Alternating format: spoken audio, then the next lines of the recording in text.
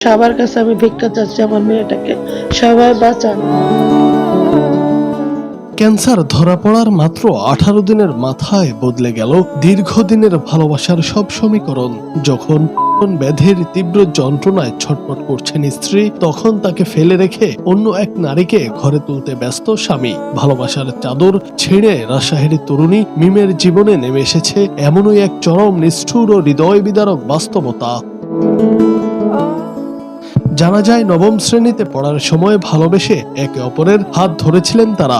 দীর্ঘদিনের সেই রঙিন প্রেম এক সময় পরিণতি পায় বিয়েতে, কিন্তু বিয়ের কয়েক মাস পরেই তাদের জীবনে নেমে আসে আকস্মিক বিপর্যয়। স্বামীর সঙ্গে শ্বশুরবাড়ি যাওয়ার পথেই মোটরসাইকেল ঘটনার শিকার হন মিম। এরপর থেকেই শুরু হয় শারীরিক জটিলতা। পরীক্ষা নিরীক্ষার পর চিকিৎসকরা জানান, এক বিরল ক্যান্সারে আক্রান্ত হয়েছেন তিনি।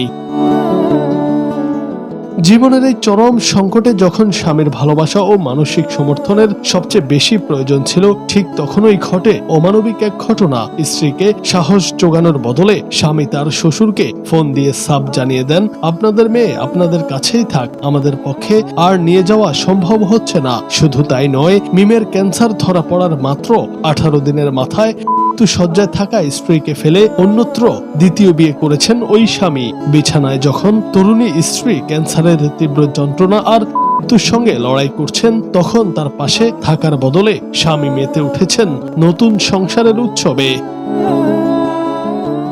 একদিকে ক্যান্সারের মরণ কামড় ও জীবনসঙ্গীর চরম বিশ্বাসঘাতকতা, অন্যদিকে চিকিৎসার পাহাড় সম খরচ। সব মিলিয়ে মিমের পরিবার আজ সম্পূর্ণ দিশেহারা। তার বাবা হাবিবুর রহমান পেশায় একজন অটো মেকানিক। নুন আনতে ফান্তা পুরনো এই পরিবারের পক্ষে এত ব্যয়বহুল চিকিৎসা চালিয়ে যাওয়া বর্তমানে একেবারেই অসম্ভব হয়ে পড়েছে। তাই মেয়েকে বাঁচাতে সমাজের হৃদয়বান মানুষদের কাছে আর্থিক সহযোগিতা কামনা করেছে পরিবারটি।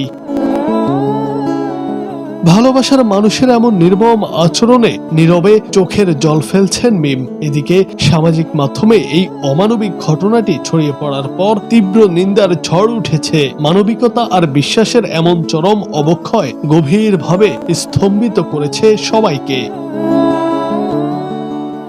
জুনায়েদ আহমেদ, বাংলা টিভি।